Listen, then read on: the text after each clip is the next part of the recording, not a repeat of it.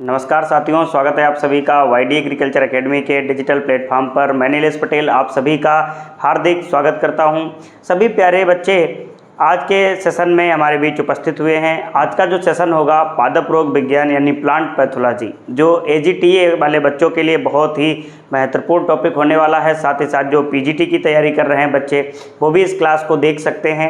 और आने वाले एएफओ एग्ज़ाम जैसे बिहार कोऑर्डिनेटर के एग्ज़ाम हैं, इनमें भी आप अच्छी तरीके से इस सब्जेक्ट को पढ़ सकते हो, क्योंकि प्लांट पैथोलॉजी जैसे सब्जेक्ट हैं हर एक कॉम्पिटिटिव एग्ज़ाम में क्वेश्चन आते हैं। वो कॉम्पिटिटिव एग्ज़ाम एग्रीकल्चर का है तो डेफिनेटली यहाँ से क्वेश्चन आएंगे। सबसे बड़ी बात यह है कि बच्चों के मन में डर बना रहता है कि सर प्लांट पैथोलॉजी सब्जेक्ट को कैसे हम पढ़ेंगे। तो जैसे हम लोग एक्सटेंशन का डर ख़त्म किए, एग्रोनॉमी का डर ख़त्म किए, वैसे ही हम पादप रोग विज्ञान यानी प्लांट पैथोलॉजी का डर ख़त्म करेंगे और ऐसा सब्जेक्ट हम पढ़ लेंगे कि आपकी उंगलियों पर रटा होगा। सोते जागते उठते बैठते अगर आपसे कोई प्लांट पैथो का क्वेश्चन पूछेगा तो आप ऑन द स्पॉट उसका आंसर दे पाओगे, क्योंकि हम लोग हर एक कॉन्सेप्ट पर पकड़ बनाएंगे। जब तक हम हर एक कॉन्सेप्ट को सीखेंगे नहीं तब तक हम आगे नहीं बढ़ेंगे। हाँ बिल्कुल, आज हम ये क्लास अपने वाइट बोर्ड से ले रहे हैं, ठीक है, क्योंकि निरंतर प्रयास 2 दिन गले की समस्या की वजह से हम आपको क्लासेस नहीं दे पाए। आज हम आपको पैथोलॉजी के रूप में क्लास लेकर के आए हैं। तो सबसे पहले जो हमारा बिंदु है पादप रोग विज्ञान या प्लांट पैथोलॉजी, इसको सब लोग समझते होंगे। इसका अपना अलग सा वेटेज रहता है, इसके क्वेश्चंस आते हैं पेपर में। क्वेश्चंस किस किस लेवल के रहते हैं सारे कुछ हम डिस्कशन करते हुए चलेंगे, ठीक है। जो प्रश्न जैसे आयोग में आया हुआ होगा उसको हम टेक्स्ट सीरीज, प्रैक्टिस सेट और एमसीक्यू की क्लास में हम उसको इंक्लूड करते रहेंगे। सबसे पहले बात आती है प्लांट पैथोलॉजी। तो पहले हम इस शब्द के बारे में थोड़ा सा ओवरव्यू लेंगे, फिर इसके बारे में हम आगे बढ़ते हुए चलेंगे। तो सबसे पहले अगर हम जानें कि प्लांट पैथोलॉजी जो होता है इसको हम फाइटोपैथोलॉजी भी बोलते हैं। क्या बोलते हैं? फाइटोपैथोलॉजी। तो एक तो हम इसको फाइटोपैथोलॉजी भी बोलते हैं और इसी को हम प्लांट पैथोलॉजी भी बोलते हैं। क्या बोलते हैं? Plant pathology. जैसे हम लोगों को कभी कोई बीमारी आती है तो हम लोग कहते हैं सीबीसी करा लो, ठीक है। तो जब सीबीसी कराने जाते हैं कहाँ जाते हैं? पैथोलॉजी लैब में जाते हैं, ठीक है।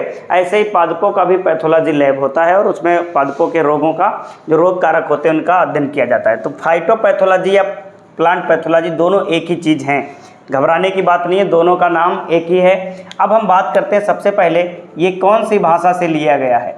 तो ये ग्रीक भाषा का है। कौन सी भाषा का है? ग्रीक भाषा का शब्द है। अब आपको ये पता होना चाहिए कि जिन शब्दों के आगे अंत में लॉजी लगा है वो सारे के सारे क्या होते हैं? ग्रीक भाषा के शब्द होते हैं। इनमें एक अपवाद है पोमोलॉजी। पोमोलॉजी क्या होता है? पोमम प्लस लॉजी, पोमम प्लस लॉगस, 2 शब्दों से मिलकर बना होता है। पोमम जो होता है लैटिन वर्ड होता है, लॉगस जो होता है ग्रीक वर्ड होता है, जिसमें हम फलों का अध्ययन करते हैं। ये जो पैथोलॉजी, फाइटोपैथोलॉजी ग्रीक भाषा का शब्द है, 3 ग्रीक भाषा के शब्दों से मिलकर बना है। तो ये ग्रीक भाषा का जो शब्द है यहाँ पर हम देखना चाहेंगे फाइटोपैथोलॉजी। फाइटोपैथोलॉजी 2 जगह हमने इसको लिख दिया। अब फाइटोपैथोलॉजी को अगर हम तोड़ें तो ये 3 अलग अलग शब्दों में टूटकर बाहर आता है। कौन कौन सा? एक तो फाइटोन, दूसरा पैथोस और तीसरा लॉगस। इन 3 शब्दों से मिलकर ही फाइटोपैथोलॉजी बनता है। जो हमने ये ऊपर टर्म लिखा कि फाइटोपैथोलॉजी, ये अपने 3 अलग अलग वर्ड से मिलकर बना होता है। एक का मतलब फाइटोन, पैथोस, लॉगस। इन तीनों को जब जोड़ दोगे तो फाइटोपैथोलॉजी बनेगा और इसमें हम किसका अध्ययन करेंगे? पादप के रोगों के रोग कारकों का, प्रकृति और उनका निवारण वगैरह हम लोग देखते हैं। तो अब हम बात करते हैं फाइटोन का मतलब क्या होता है? प्लांट। इस फाइटोन का मतलब होता है प्लांट, और प्लांट को हिंदी में हम क्या कहते हैं? पादप। क्या कहते हैं? पादप। कहने का मतलब पादप से संबंधित है। पैथोस का मतलब क्या होता है? तो यहाँ पर हमने देखा कि फाइटोन का मतलब प्लांट्स होता है और पैथोस का मतलब होता है डिजीज, सफरिंग या एलिमेंट, ठीक है। डिजीज, सफरिंग या एलिमेंट पैथोस का मतलब होता है। इसका हिंदी अगर हम देखें तो रोग या रोग कारक। रोग या रोग कारक। रोग कारक क्या होते हैं? जो रोग को करने के लिए प्रेरित रहते हैं, मतलब रोग को उत्पन्न करते हैं, उनको हम क्या कहते हैं? रोग कारक कहते हैं। ठीक है। अब लॉगस का मतलब होता है स्टडी या नॉलेज। क्या होता है? स्टडी या नॉलेज। ठीक है। अब यहाँ पर मतलब है होता है अध्ययन या ज्ञान। स्टडी माने क्या होता है? अध्ययन या ज्ञान। तो एक संक्षेप में अगर हम बात करें, इसकी परिभाषा की बात करें, तो हम क्या बात कर सकते हैं कि पादप में लगने वाले रोगों के रोग कारकों का अध्ययन करना क्या कहलाता है? फाइटोपैथोलॉजी या प्लांट पैथोलॉजी कहलाता है। इतना हम समझ गए। अब अगर हम यहाँ पर एक लाइन में परिभाषा लिखना चाहें तो इस प्रकार से हम लिख सकते हैं। एक बॉक्स में हम एक परिभाषा को समाहित कर सकते हैं। इस बॉक्स में हम एक परिभाषा डालना चाहेंगे तो क्या लिखेंगे? पादपों में लगने वाले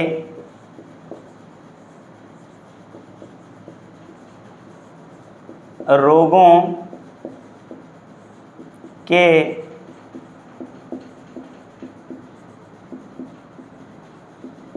रोग कारकों का अध्ययन करना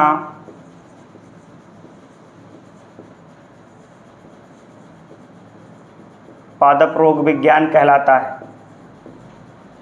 पादप रोग विज्ञान कहलाता है। ये संक्षेप की परिभाषा है, पादप रोग विज्ञान कहलाता है। ठीक है। ये तो हमने इन जनरल संक्षेप में परिभाषा की बात कर ली। अभी हमने यहाँ पर बस देखा कि प्लांट पैथोलॉजी जैसे सब्जेक्ट का हमने शाब्दिक विच्छेद करके देखा कि जो फाइटोपैथोलॉजी या प्लांट पैथोलॉजी है, कौन सी भाषा का है? ग्रीक है। कौन से 3 ग्रीक वर्ड मिलकर फाइटोपैथोलॉजी का निर्माण करते हैं? फाइटोन, पैथोस और लॉगस। फाइटोन का मतलब क्या होता है? प्लांट्स, और पैथोस का मतलब होता है पैथोजन, जो डिजीज को सफ़र करता है। और लॉगस का मतलब होता है स्टडी या नॉलेज, किसी विषय का अध्ययन करना या उसका ज्ञान अर्जित करना। तो सिंपल सी भाषा, अगर हम परिभाषा की बात करें, इसके शब्द से जो इसका शाब्दिक अर्थ हम देखें कि पादपों में लगने वाले रोगों के रोग कारकों का अध्ययन करना पादप रोग विज्ञान कहलाता है। यहाँ तक बात समझ में आ गई? आप इसका फटाफट से स्क्रीनशॉट ले लीजिएगा। उसके बाद हम आगे की ओर बढ़ेंगे, इसकी परिभाषा को अच्छी तरीके से देखेंगे। ठीक है। आप फटाफट से इसका स्क्रीनशॉट ले लीजिएगा। चलिए अब हम लोग बात करेंगे इसकी परिभाषा की। तो परिभाषा हम लोग देखते हैं, उसके बाद चीज़ों को और भी आगे हम पढ़ते रहेंगे।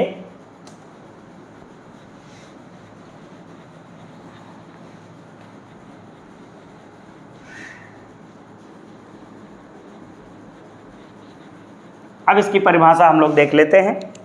क्या लिखेंगे परिभाषा में? लिखिएगा पादप रोग विज्ञान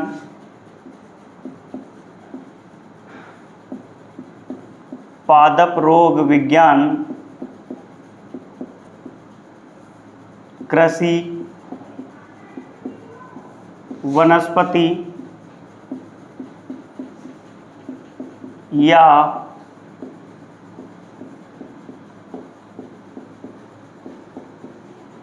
जैविक विज्ञान की वह शाखा है, जैविक विज्ञान की वह शाखा है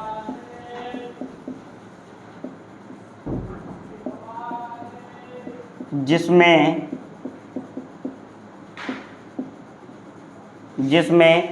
पादपों में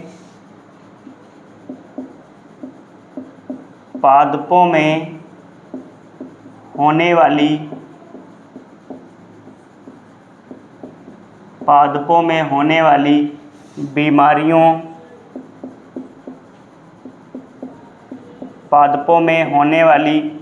बीमारियों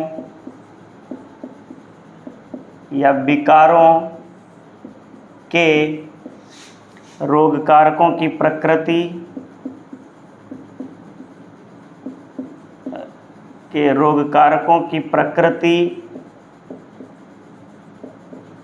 एवं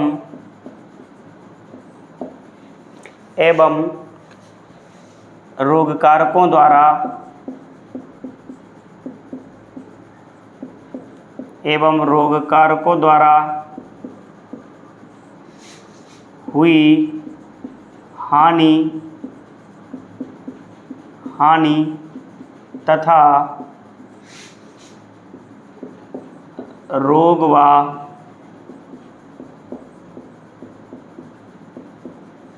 रोग कारकों का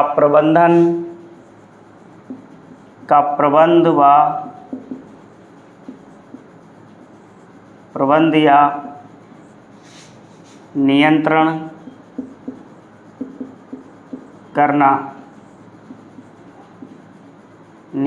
किया जाता है।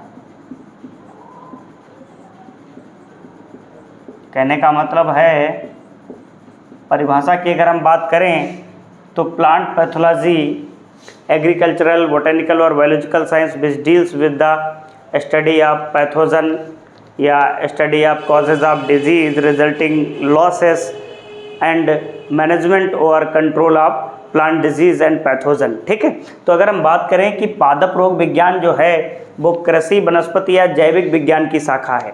अब ये पादप रोग विज्ञान कृषि की भी शाखा है, वनस्पति की भी है, जैविक विज्ञान की भी शाखा है। ठीक है, जिसमें हम क्या कर रहे हैं, पादपों में जो होने वाली जो बीमारियां हैं, विकार हैं, उनके रोग कारक, मतलब रोग कारक क्या होते हैं जो बीमारियों को उत्पन्न कर दें या विकारों को उत्पन्न कर दें, हम उन रोग कारकों की प्रकृति का अध्ययन करते हैं कि किस प्रकार का रोग कारक है, कैसी इसकी प्रकृति है, क्या खाता है, कैसा इसका सर्वाइवल है, ये सारी चीज़ें हम देखते हैं। फिर रोग कारक के द्वारा जो हानि हुई है उसको हम लोग देखते हैं, और बाद में रोग और रोग कारकों का प्रबंधन और नियंत्रण किया जाता है। इतनी सारी गतिविधियां जो हैं पैथोलॉजी जैसे विषय में की जाती हैं। अब यहाँ पर हम बात करते हैं कि पैथोलॉजी कृषि, तो कृषि से संबंधित यहाँ पर मान लो एक कोई प्लांट्स है,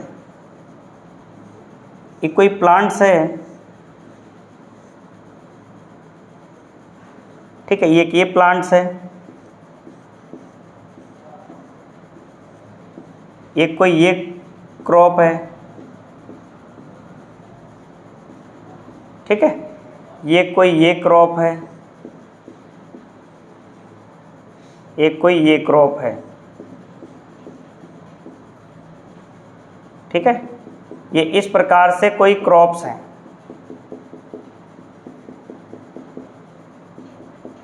ये क्या है, कोई फसल है, ठीक है, क्या है, फसल है, क्रॉप्स है, ये क्रॉप्स हैं, क्रॉप है। इसका स्टडी हम किस में करते हैं, एग्रोनॉमी में करते हैं।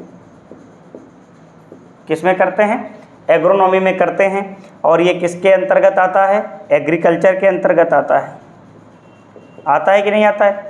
तो फसल उगाना किसके अंतर्गत आता है, एग्रीकल्चर के अंतर्गत आता है, क्योंकि हम फसल उगाते हैं, एक फसलों का समूह होता है जिसको हम उगाते हैं अपनी किसी ना किसी आर्थिक उद्देश्य की पूर्ति के लिए, तो इसको हम बोलते हैं एग्रीकल्चर के अंतर्गत हम इसका अध्ययन करते हैं। अब बात आती है कि पैथोजन जो होता है, जो पैथोजन होता है, ठीक है, पैथोजन 2-3 प्रकार के होते हैं। इनको रोग कारक कहते हैं, जो रोग उत्पन्न करते हैं। ये बायोटिक भी होते हैं, मतलब जीवित भी होते हैं, और एबायोटिक भी होते हैं, मतलब अजीवित भी होते हैं,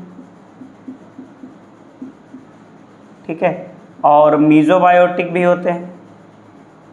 कैसे होते हैं, मीज़ोबायोटिक, ठीक है। जीवित में कौन कौन से आ जाते हैं, जैसे फंजाई आ जाता है, कवक आ जाता है जिसको हम बोलते हैं फंजाई आ जाता है, एल्गी आ जाता है, उसके बाद बैक्टीरिया आ जाता है, ठीक है, ये आ जाते हैं। अजीवित में कौन कौन से आ जाता है, न्यूट्रिएंट आ जाता है, जैसे पोषक तत्व की कमी से कोई हो रहा है रोग, टेम्परेचर आ जाता है, ठीक है। उसके बाद मीज़ोबायोटिक में वायरस आ जाता है, क्या आ जाता है, वायरस आ जाता है, वायरॉइड वगैरह जो आ जाते हैं, ये मीज़ोबायोटिक होते हैं। इन सब का जो स्टडी करते हैं, वो किस में करते हैं, बायोलॉजी में करते हैं। किस में करते हैं, बायोलॉजी में करते हैं, ठीक है। यहाँ फसलों का अध्ययन हम एग्रोनॉमी में करते हैं, और एग्रोनॉमी एग्रीकल्चर के तहत आता है। तो यहाँ पर हम समझ गए ना, पादप रोग विज्ञान एग्रीकल्चर से संबंधित है। अभी सारी चीज़ें आप समझ जाओगे, मेरे कहने का मतलब ये है। फिर हमने बताया जैविक विज्ञान, मतलब जो ये पैथोजन है जिनकी वजह से रोग होता है, उनका अध्ययन हम बायोलॉजी में करते हैं। अब ये जो पैथोजन हैं, ये आके कहाँ अटैक करते हैं, पौधे की सरफेस पर, पत्तियों की सतह पर ये अटैक करते हैं। अब ये जहाँ पर ये अटैक कर रहे हैं, ये मान लो यहाँ पर आके पैथोजन बैठ रहा है कोई, ठीक है, यहाँ पर पैथोजन आके कोई बैठ रहा है, तो जहाँ पे ये पैथोजन बैठेगा तो वहाँ कुछ ना कुछ न्यूट्रिशन लेगा, कुछ ना कुछ पोषण लेगा। यहाँ से क्या करेगा, ये पोषण लेगा, न्यूट्रिशन लेगा। न्यूट्रिशन क्या करेगा, खींचेगा कौन, अपनी तरफ। जब ये न्यूट्रिशन अपनी ओर खींचेगा तो यहाँ पर हो जाएगा माल न्यूट्रिशन। क्या हो जाएगा, माल न्यूट्रिशन हो जाएगा। माल न्यूट्रिशन कहने का मतलब पोषक तत्व की कमी, पोषक तत्व की कमी। जब ये माल न्यूट्रिशन हो जाएगा, पोषक तत्व की कमी हो जाएगी, तो ये कहाँ पर पोषक तत्व की कमी होगी, प्लांट की पत्ती पे कमी हो सकती है, फूल पे कमी हो सकती है, तना पर कमी हो सकती है, फल पर कमी हो सकती है कि नहीं हो सकती है भाई। जब ये पैथोजन है, ये प्लांट के किसी पत्ती पे बैठेगा, ये तना पे बैठेगा, या पत्तियों के सिराओं पर बैठेगा, या फल पर बैठेगा, या फूल पर बैठेगा, ठीक है। ये जब पैथोजन बैठा, वहाँ से कुछ खाया पिया, तो जब कुछ खाया पिया तो इसके अंदर वो कमी हो गई, पोषक तत्व की कमी हो गई। कहाँ हुई, पत्ती, फूल या फल या तना पर, ठीक है। जो पत्ती, फूल या फल या तना पर जो कमी हुई, इनका जो स्टडी करते हैं हम लोग बॉटनी में करते हैं। लीफ वगैरह का जो अध्ययन करते हैं वो हम किस में करते हैं, बॉटनी में करते हैं। किसमें, बॉटनी में। अब बात समझ में आ गई, पैथोलॉजी को हम क्यों एग्रीकल्चर, बॉटनी और बायोलॉजिकल साइंस बोलते हैं, क्योंकि जो पैथोजन होते हैं वो बायोलॉजी में आते हैं, उनका अध्ययन करते हैं। वो पैथोजन लगते कहाँ हैं, फसलों पर लगते हैं, तो वो एग्रीकल्चर होता है। और पौधे के किस भाग पर लगते हैं, उनका अध्ययन हम बॉटनी में करते हैं। तो इसलिए यहाँ पर हमने ब्रांचेस सारी चीज़ों पर बात कर ली कि पादप रोग विज्ञान, कृषि विज्ञान, वनस्पति या जैविक विज्ञान की शाखा, जिसमें हम पादपों में होने वाली बीमारी या विकारों के रोग कारक। अब ये जैसे बीमारी हो रही है, पादप में कोई बीमारी हो रही हो, रोग कारक यही होंगे, बायोटिक, एबायोटिक, मीजोबायोटिक, इन्हीं में से कोई ना कोई एक रोग कारक होगा। तो उसकी प्रकृति का हम अध्ययन करेंगे। जैसे फंजाई है तो कैसा है, ऑटोट्रोपिक है, हेट्रोट्रोपिक है, ठीक है। ये चीज़ें हम लोग देखते हैं। ऑटोसियस है, हेट्रोसियस है, कैसा है प्रवृत्ति का, ठीक है। उसके बाद हमने क्या देखा कि रोग कारकों द्वारा होने वाली हानि। अब ये जो डिजीज करते हैं, ये रोग करते हैं ना पैथोजन, इसके द्वारा हानि होती है। वो हानि जो होती है वो कितने प्रकार की होती है, कौन कौन सी हानि होती है किसानों को, क्योंकि कई बार इंटरव्यू में क्वेश्चन पूछ लिया जाता है कि जो डिजीज़ लगा हुआ है या पेस्ट लगा हुआ है फसल में, वो उससे कितने प्रकार की हानि हमें हो सकती है, ठीक है। तो ये सारी चीज़ें होती हैं। आपने बताया कि सर 2 प्रकार की हानि होती है, तो बोलेगा कौन कौन से प्रकार की हानि होती है। कहने का मतलब है कि हमारे टॉपिक में जो भी कॉन्सेप्ट आएंगे हम सबको तोड़ के ही चलेंगे, ताकि आपके भविष्य में कोई भी प्रश्न ऐसा ना बचे जिससे आपको पेपर में जब कोई क्वेश्चन आ जाए देखना पड़े कि सर ये वाला तो हमने पढ़ा ही नहीं था। समझ रहे हैं? कहने का मतलब जो टीए की तैयारी कर रहे हैं हम लोग, तो इतनी बुलंदी के साथ कर रहे हैं तैयारी कि सिलेक्शन शोर मचा देगा। हाँ, ये ध्यान रखना कि ये वैकेंसी है, इसमें भ्रमित मत होइएगा, क्योंकि इधर उधर की वैकेंसी जो आ रही हैं, या फिर आजकल तो वैकेंसी अदर स्टेट में आ रही हैं, और यूपी के कुछ यूट्यूबर हैं वो यूट्यूब पे ही वैकेंसी ला रहे हैं, तो उन यूट्यूबर से भी थोड़ा बचें। कहने का मतलब है कुछ लोग ऐसे भी हैं जिनको एग्रीकल्चर में पढ़ाने का थोड़ा टाइम मिला था तो उनको पढ़ाना चाहिए था, परंतु वो क्या बताएं, बच्चों को टीए में बोल देते हैं कि यहाँ से प्रैक्टिस सेट ले लो, इसमें पार हो जाएगा, ये करेंगे वो करेंगे। थोड़ा बच्चों को भ्रमित ना करें इस समय, यही हमारी गुजारिश रहती है सबसे। और अच्छा कंटेंट के साथ स्टडी कराएं, भले देर सही परंतु अच्छा कंटेंट दें, ठीक है। हाँ, कुछ बच्चे होते हैं ना भावुक होते हैं। जैसे परसों की बात बताता हूँ मैं, तो मेरे गले ख़राब होने की वजह से क्लास नहीं हो पाई, तो एक बच्चे का मेरे पास मैसेज आया व्हाट्सएप पे कि सर आप ऐसा करोगे तो कैसे काम चलेगा, मतलब ऐसे काम नहीं चल पाएगा। ऐसा लिखा कि आप ऐसा करोगे ऐसा काम नहीं चल पाएगा, क्लास नहीं हुई ऐसे काम नहीं चलेगा। बच्चे का टोन देखो, मतलब मैं बच्चों के लिए इतना कर रहा हूँ उसके बावजूद ही ऐसा टोन। फिर हमने कहा भाई कितने का कोर्स लिया था तुमने? बोला 99 का। हमने कहा QR कोड भेजो मैं वापस कर दूंगा। फिर मैंने पैसा वापस किया उसका, तो उसके बाद उसके लफ्ज़ क्या थे कि आप एक भी बच्चे का सिलेक्शन नहीं करा पाओगे। हमने कहा सिलेक्शन बच्चा कंटेंट और मेहनत से होता है। तो उसने कहा कि मैं ये बड़े चैनल पे जाके बोलूँगा कि आपने ऐसा किया है। हमने कहा आप बड़े नहीं, आप बहुत बड़े चैनल पे जाके बोलो, कोई दिक्कत नहीं है। हमने बस तुम्हें एडमिशन से बाहर कर दिया, तुम्हारा एडमिशन नहीं लेंगे अब दोबारा, क्योंकि हम अभद्रता नहीं बर्दाश्त करते। मेहनत करते हैं, मेहनत कराना जानते हैं, करना जानते हैं। अब आप अभद्र वाली हरकतें लाओगे तो आप स्टूडेंट कहलाने के लायक नहीं रहोगे, ठीक है। तो ये चीज़ें होती है, थोड़ा सब्र रखा करो, धैर्य रखा करो। जल्दबाजी में आप कहीं ना कहीं गलत कर जाओगे। अब बच्चे मेरे पास भेजते हैं, किसी एक कोचिंग का स्क्रीनशॉट मेरे पास भेजे कि सर देखो व्यू से लिंक किया, इसमें गेहूं लगा दिया, और सर ऑनियन एंड गार्लिक का NRC इन्होंने पुणे लगा दिया। ऐसा ही होगा, जल्दबाजी करोगे यही होगा। अब क्या करते हैं यूट्यूबर अधिकतर, जो प्रैक्टिस सेट करा रहे हैं वो एडिट पेस्ट मार के ले आ रहे हैं और जल्दबाजी में आपको क्वेश्चन दे रहे हैं, यूट्यूब पे व्यू बटोर रहे हैं। अपना ऐसा एजेंडा नहीं है, व्यू लेने का कोई एजेंडा नहीं है। आप देखे होंगे कि लिमिटेड सोर्स पे ही अपना विश्वास रहता है, बस उतना, ठीक है। तो आप इसको स्क्रीनशॉट ले लीजिएगा, फिर मैं आगे बढ़ूंगा, आपको और भी सारी चीज़ें बताऊंगा, ठीक है। फटाफट से आप इसका स्क्रीनशॉट ले लीजिएगा।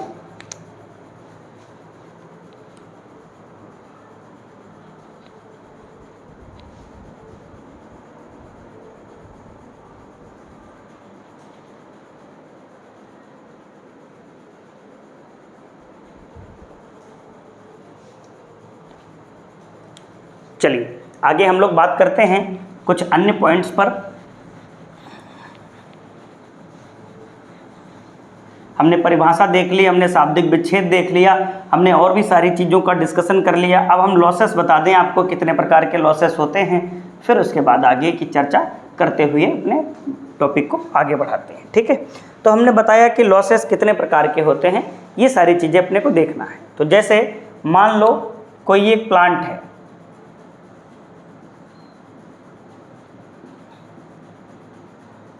ये क्या है, प्लांट है, ठीक है।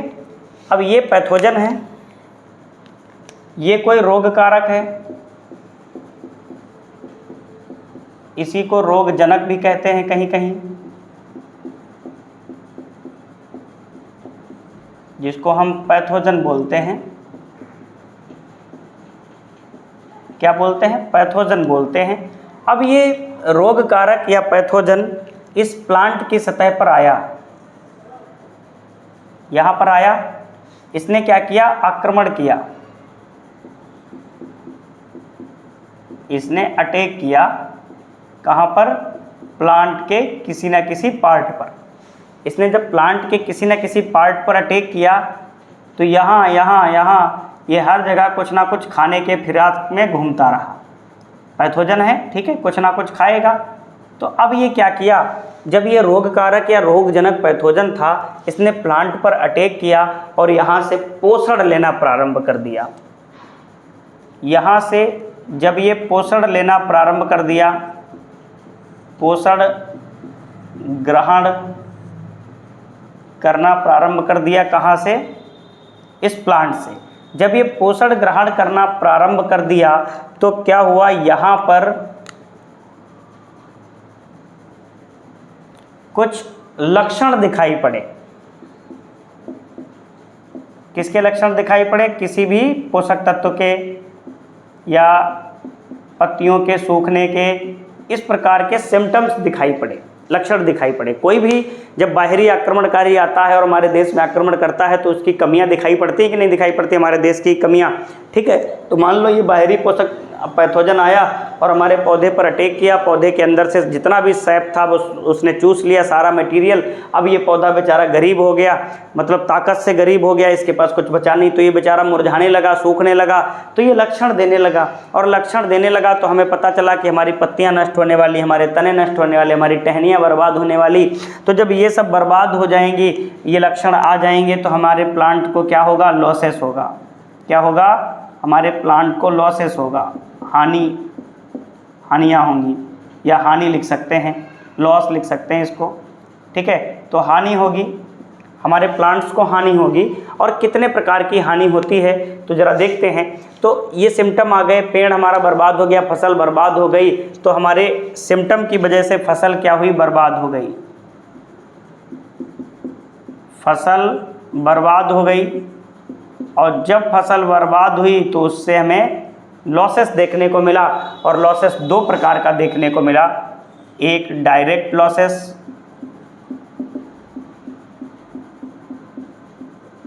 डायरेक्ट लॉस जिसको हम हिंदी में प्रत्यक्ष हानि कहते हैं। क्या कहते हैं? प्रत्यक्ष हानि कहते हैं। और एक है इनडायरेक्ट लॉस, इनडायरेक्ट लॉस जिसको हम अप्रत्यक्ष हानि कहते हैं। क्या कहते हैं? अप्रत्यक्ष हानि कहते हैं।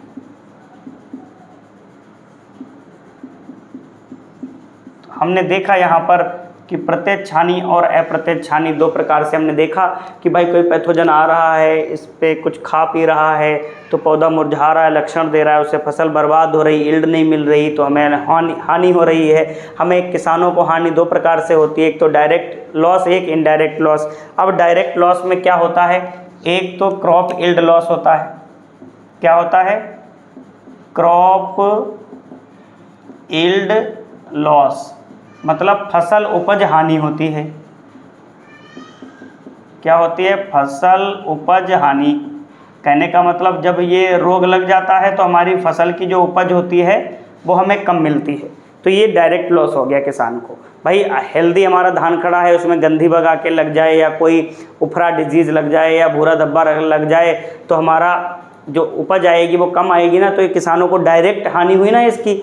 दूसरा, मान लो किसान ने धान की कटाई कर ली, उसके बाद मार्केट में बेचने के बीच में उसने कहीं स्टोर किया, या कटाई के दौरान कटाई करने के बाद खेत से उसकी मड़ाई वगैरह करते समय कहीं बारिश आ गई, कहीं कुछ हो गया, कहीं कोई फंगस अटैक कर गया, तो उससे जो नुकसान हो गया उसको हम बोलते हैं post harvest losses. Post harvest losses मतलब कटाई के बाद जो हानि होती है ना, पोस्ट हार्वेस्ट लॉसेस बोलते हैं। कटाई उपरांत हानि, कटाई के उपरांत हानि। अब कटाई के उपरांत हानि जो होती है वो क्या होता है? फसल की कटाई कर लिए और मान लो कटाई करने के बाद फसल खेत में ही पड़ी है, उसकी मड़ाई नहीं की है खलिहानों में। अब बात आती है खलिहान क्या होते हैं सर, तो पहले मैं इसको बता देता हूँ। फसल की कटाई कर ली है और खलिहानों में फसल पड़ी है, घर तक नहीं आई है, और उसी समय कोई भयंकर पर्यावरणीय कारण हो गया या बायोटिक या एबायोटिक पैथोजन ने अटैक कर दिया और वो हमारा जो यील्ड था वो लॉस हो गया, उसमें नुकसान हो गया, तो ये भी हमारा डायरेक्ट लॉस में आता है, क्योंकि अभी तक हमने फसल बेची नहीं थी, डायरेक्ट लॉस हमें मिल गया। अब बात आता है खेत और खलिहान में क्या अंतर होता है। खेत में हम फसलें उगाते हैं और खलिहान गांव के आसपास होता है जहां पर हम फसलों की मड़ाई वगैरह करते हैं, ओसाई वगैरह करते हैं। आजकल तो ये खलिहानों का जो प्रचलन है गाँव से जाने लगा है, बिल्कुल कहीं कहीं अदा कदा मिलते हैं अभी गाँव में। अभी मैं एक बार गया था उधर, क्या बोलते हैं इसको, पुआवा साइड में, शाहजहाँपुर डिस्ट्रिक्ट में, तो वहाँ कुछ गाँव में हमने खलिहान देखे।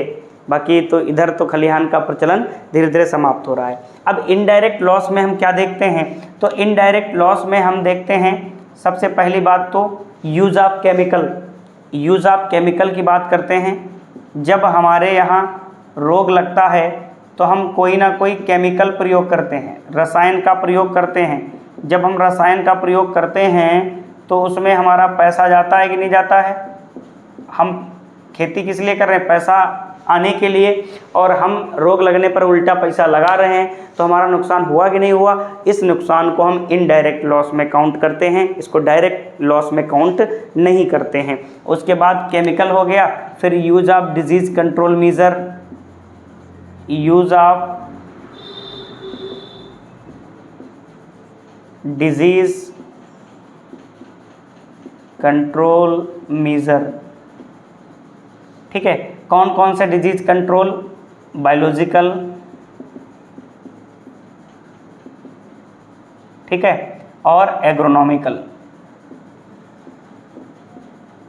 भाई हम एक तो केमिकल से हम डिजीज कंट्रोल कर लेते हैं, दूसरा हम use of disease control measure मतलब रोग नियंत्रण की विधियों का हम प्रयोग करते हैं। एक तो जैविक विधि और एक सस्य विधि, ठीक है। सस्य विधि में क्रॉप रोटेशन वगैरह अपना लेते हैं, फसलों का हेर फेर कर देते हैं, जिससे हम डिजीज से छुटकारा पा लेते हैं। फसल चक्र भी हमारे रोगों का निदान करता है। तो हमने यहाँ पर देखा, ये जो लॉसेस के बारे में हमने बात कर लिया। जो हमने बात की थी कि जो पादप रोग विज्ञान होता है वो कृषि, वनस्पति और जैविक विज्ञान की शाखा होता है। इसको हमने क्लियर कर लिया था कि कैसे कृषि है, कैसे जैविक, कैसे वनस्पति। अब उसके बाद किया जिसमें पौधों में लगने वाली बीमारियां कैसे लगती हैं हमने अभी बताया, आगे और भी हम बताएंगे बीमारी कैसे लगती है, ठीक है। तो पौधों में लगने वाले जो रोग होते हैं उनके रोग कारकों की प्रकृति हमने बताया, और उन रोग कारकों से होने वाली हानि के बारे में हमने बताया। फिर हानि 2 प्रकार की होती है बता दिया। फिर अब उसका नियंत्रण हमने बताया, प्रबंधन या उपचार, मतलब रोकथाम और नियंत्रण। तो अब यहाँ पर 2 टर्म आते हैं, एक आता है मैनेजमेंट, जिसको हम बोलते हैं प्रबंधन, और एक आता है कंट्रोल, जिसको बोलते हैं नियंत्रण। अब यहाँ पर 2 अलग अलग टर्म हैं। आपको लगता होगा कि सर एक ही टर्म है, परंतु ये दोनों अलग अलग टर्म हैं। इस बात को थोड़ा ध्यान रखेंगे, दोनों अलग अलग टर्म हैं, और इनसे कभी पेपर में आ जाए क्वेश्चन या कोई पूछ ले तो ऐसा नहीं कि आप एक ही बता देना, ठीक है। मैनेजमेंट और कंट्रोल में बेसिक सा डिफरेंस ये होता है, जब हम किसी डिजीज का कंट्रोल करते हैं तो डिजीज को जब हम कंट्रोल करते हैं, चाहे वो किसी केमिकल के माध्यम से कर रहे हों या हम किसी न किसी तरीके से जो हम डिजीज कंट्रोल कर रहे हों, जो 100% सफाया हो जाता है किसी का, 100% की बात जब आ जाती है तब ये होता है कंट्रोल। और ये अप टू 100%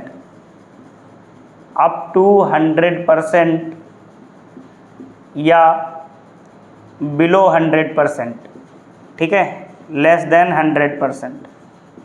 कहने का मतलब जब हम उपचार करते हैं, किसी भी रोग का रोकथाम करते हैं, जब हम किसी रोग को 100% हटा देते हैं तब उसको हम बोल देते हैं उस रोग का हमने कंट्रोल पा लिया। और जब हम उस रोग को 90%, 80%, 70% तक ख़त्म कर देते हैं तो उस प्रैक्टिस को हम बोलते हैं मैनेजमेंट। तो मैनेजमेंट कभी भी 100% नहीं होता है, और कंट्रोल जो होता है, कंट्रोल इज़ ऑलवेज 100%, ठीक है। ध्यान रखना, कंट्रोल हमेशा 100% होता है, मैनेजमेंट हमेशा 100% नहीं होता है। 100% तक हो सकता है, उससे कम होता है, परंतु 100% नहीं होता है, ठीक है। इस बात को थोड़ा ध्यान दे लेंगे। आप इसका स्क्रीनशॉट ले लीजिएगा फटाक से, फिर उसके बाद हम नेक्स्ट पॉइंट पर चर्चा करते हैं, ठीक है। आप फटाफट से स्क्रीनशॉट ले लीजिएगा।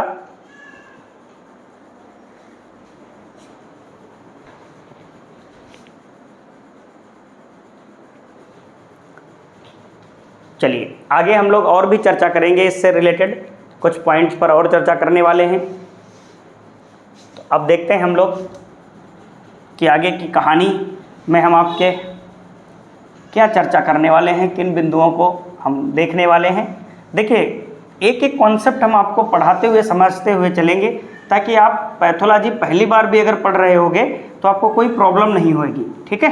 कहने का मतलब है, मेरा उद्देश्य है, वाईडी एग्रीकल्चर एकेडमी का एक ही सपना है कि हर बच्चे तक एग्रीकल्चर पहुंचाना है, और उस लहजे में, उस लैंग्वेज में पहुंचाना है जो बच्चा ईजिली समझ पाए, ठीक है। अब हम थोड़ा ध्यान देते हैं, फादर ऑफ प्लांट पैथोलॉजी चर्चा करते हैं कि फादर ऑफ प्लांट पैथोलॉजी,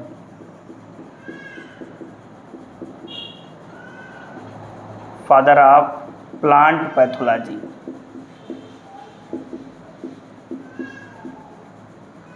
पादप रोग विज्ञान के जनक, पादप रोग विज्ञान के जनक।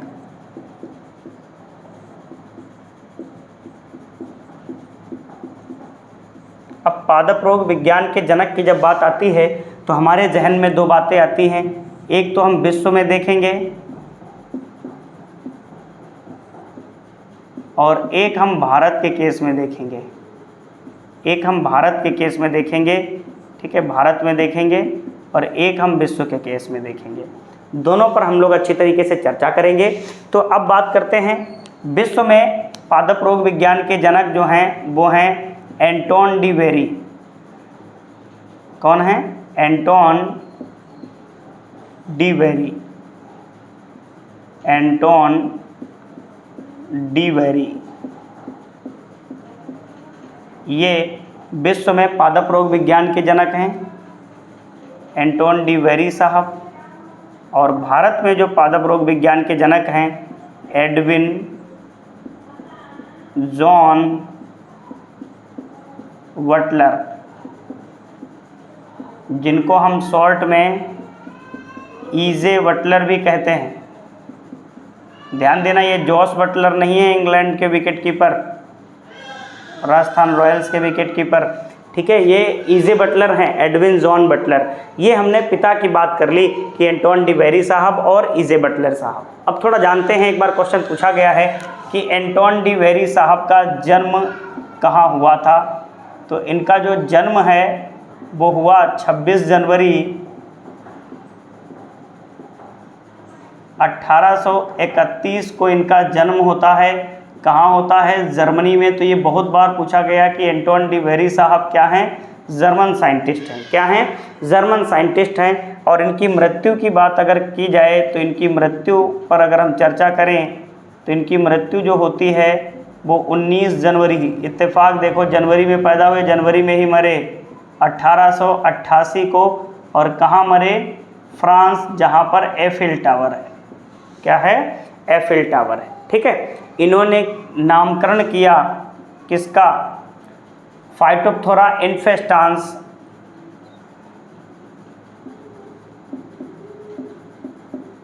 फाइटोप्थोरा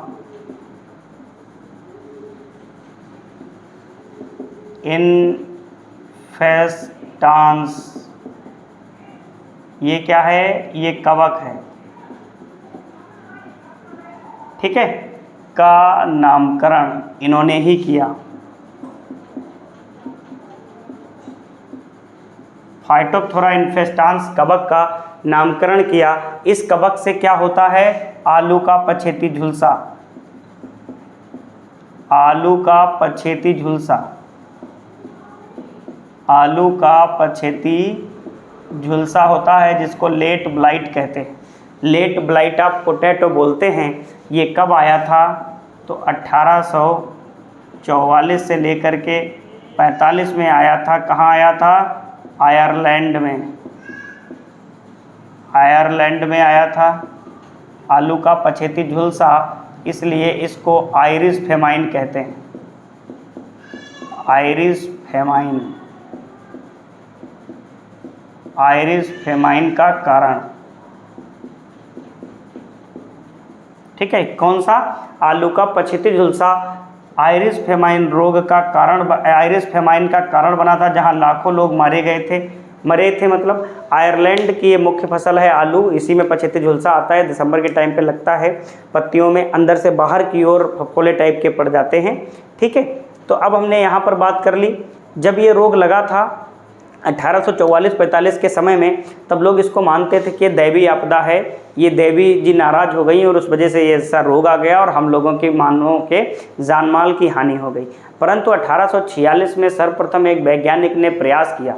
सोचो, आज जब घर पे तंत्र विद्या की बात होती है, जादू टोना की बात होती है, दादी बाबा करते हैं और हम उसमें तर्क कर देते हैं कि दादी बाबा ऐसा नहीं है, अब जादू टोना नहीं होता है, तो कितना हम पे हावी हो जाते हैं।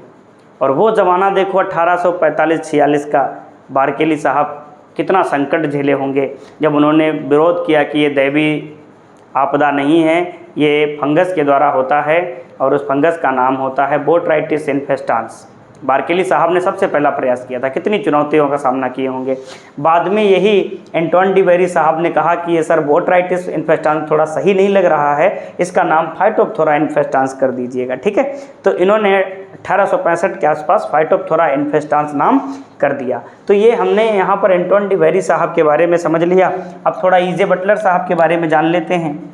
तो ईजे बटलर साहब का अगर जन्म की बात करेंगे तो इनका जो जन्म होता है वो 13 अगस्त 1874 को होता है। कब होता है? 1874 को होता है। और इनकी मृत्यु की जब हम बात करते हैं तो इनकी मृत्यु साहब होती है 4 अप्रैल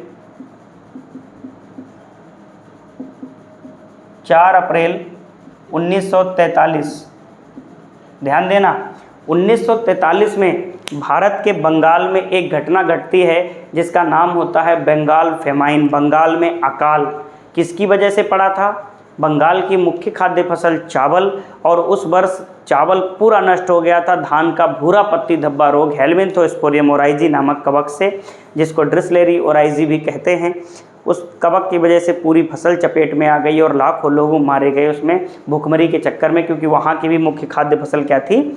चावल थी। तो 1943 की घटना थी भारत की। बाद में हम इसका बताएंगे जब हिस्ट्री ऑफ प्लांट पैथोलॉजी पढ़ाएंगे, अभी हम तब तक आपको ओवरव्यू दे दिए।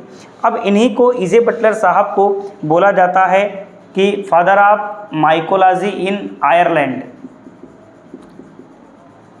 ये आयरिश माइकोलॉजिस्ट कहलाते हैं, father of mycology in Ireland. ठीक है, ये आयरिश माइकोलॉजिस्ट कहलाते हैं। तो अगर कहीं बात आए तो इनको लिख भी सकते हैं